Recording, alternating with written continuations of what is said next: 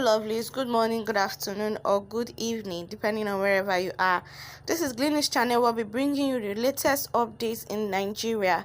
Breaking news, Governor Høpë uzød'nmà plans to rename Imo State University after the late Chief of Staff Abba Kyari in great honor. So guys, before we go into full details on this news, I would love for you to click on the red subscribe button down below, and also don't forget to click on the notification bell so whenever we upload new videos you'll be updated.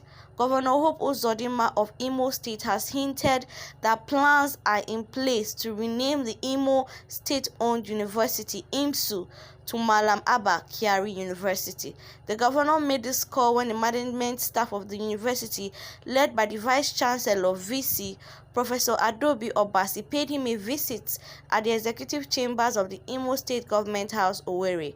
The governor went on to say that Malam Abba Kyari played a pivotal role in the liberation of Imo State, and no gesture is too big for a man who died as a patriot. The governor also said that consultations are underway with relevant stakeholders, both in the education sector and in the state, to critically look at the situation and take a decision. The governor urged the management staff of IMSU to live up to expectation, while pointing out that his administration is very committed to quality education in the state and that IMSU as the epicenter cannot be left behind. The university management, through the VC, commended the governor for a job well done so far. She also called on all and sundry to support His Excellency to succeed. So guys, that is the end of this news. I would love to drop some few comments.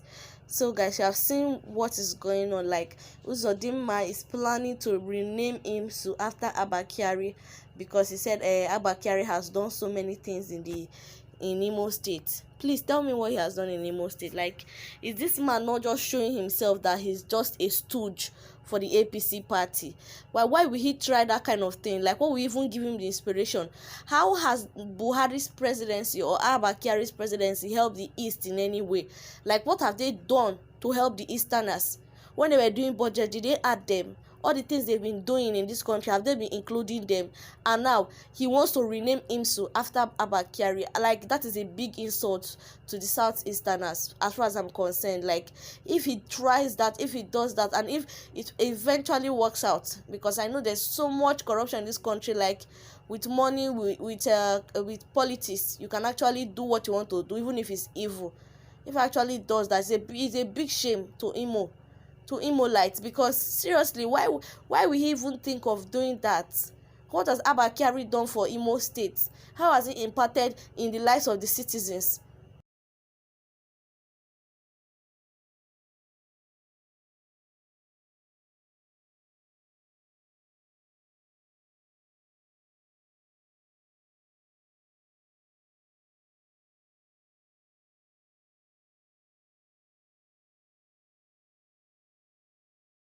I just hope he doesn't do this, because this is going to create a big uproar, because people are going to be angry. Like, no, this should not happen.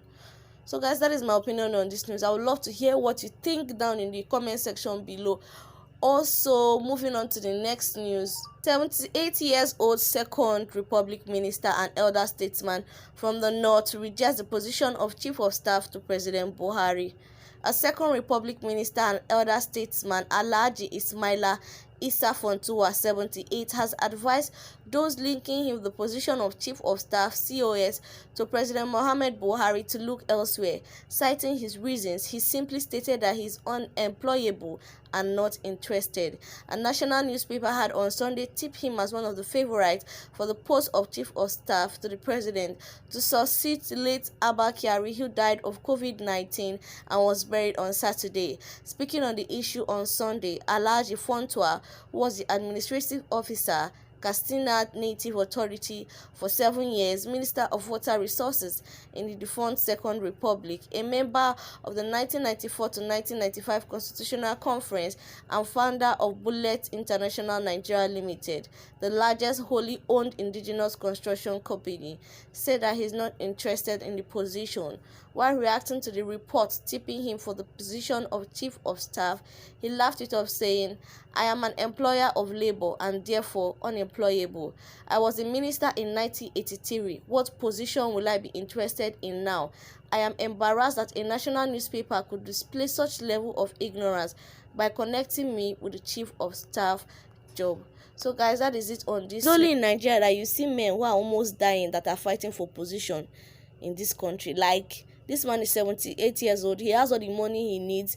He has been in the government before. He has helped. I don't know why they would even think of putting this man for COS. Like the man said, like, he's not interested. He's an employer of labor. There's a stage you will reach for in this life where you will not be fighting for all those kind of things, like unlike Buhari and Abba Kyari. Like, instead of them to start fighting for other things, fighting for so that when they will die, they will go to good place. They were fighting for power. Buhari has come to fight for this presidency over and over again. See, he's old, he's struggling with his health, he's still fighting for presidency. Only for him to enter now. See the problem his APC-led party and him himself has been causing for Nigerians. So I don't see any reason why all these old elderly people will come into seat and be fighting for position. In fact, they should make a law that will prevent them from being elected, because I don't know why. They're already old.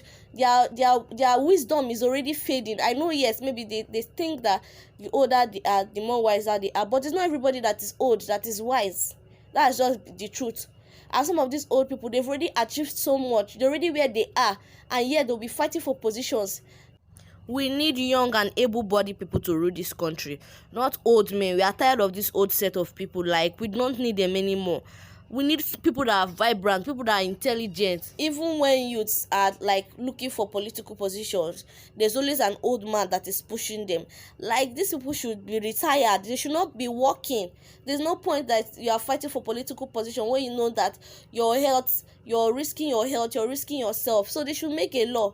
But you see, Nigeria will never bring that kind of law, because they know how it will affect so many of them. Most of them are overage. They're not supposed to be in the positions they say they are. Buhari that came into power with fake age, with fake school certificate. In fact, they should be undergoing some kind of series of tests, exam, to know whether their brain is fit to rule this country. Because you can't just carry people that their brain is failing them and put them in power and say that they should see that. I know politics is a tricky game, but at least you need somebody that's also smart, fit, that can also do what is right for the people, not somebody that will come and sit on the seat and just be giving orders because the person is on power. The person doesn't know what they are doing. They're just giving power. That's what is currently going on in Nigeria. How can they be asking a 78-year-old man to come and replace Abba Kyari? Meanwhile, Buhari himself said that one is another old cargo. So they should try and change this law of electing old men to come and sit on the throne, because I don't see why they are sitting there. It's as if the old men that are fighting for political power in this country, they don't have wisdom. As with age, somebody is supposed to have wisdom, but the ones in Nigeria, I'm not sure they have the wisdom. They should allow the so-called leaders of tomorrow to be able to occupy the seat. It's not like they are capable. Nigerian youth have given up on anything that has to do with politics, because then, first of all, they will finish you. You will have to be old. They want to control you. You know, so many things that limit Nigerian youth from applying for political positions in this country.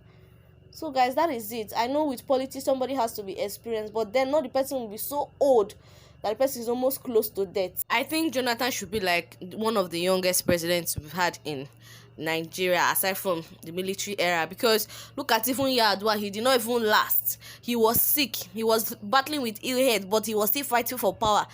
See Buhari, that one his mind, that one is a sickler. See Obasanjo, they are old. So I don't see the point of putting these people in positions, putting them in power. Like, they'll just stay there, and it is obvious that it is not them that is doing what they're supposed to be doing. Like, there are people controlling them. They are just stooges. They are godfathers. That are just people controlling them. They just use them as the face of the presidency, but then there are people that are controlling them. That's why this country will not work well. We need somebody that is bold, somebody that is vibrant, somebody like Nnamdi Kanu, people like Sowore that have the power to speak, that knows the difference between oppression and wickedness, that knows the right thing to do as a country to move forward. We need young leaders. We need people that can speak, people that can talk, people that can decipher evil from good. We don't need all these old men anymore, because there's no point for them staying there. They are just decorations there. They're not doing anything. that is sensible to this country. There's no even point of election in this country because everything is corrupt. So the best thing is division, like I've always been saying, so everybody can be peaceful. So guys, that is the end of this news. Thank you for watching this video. Please don't forget to like, subscribe and share this video so that others can watch it too. Bye.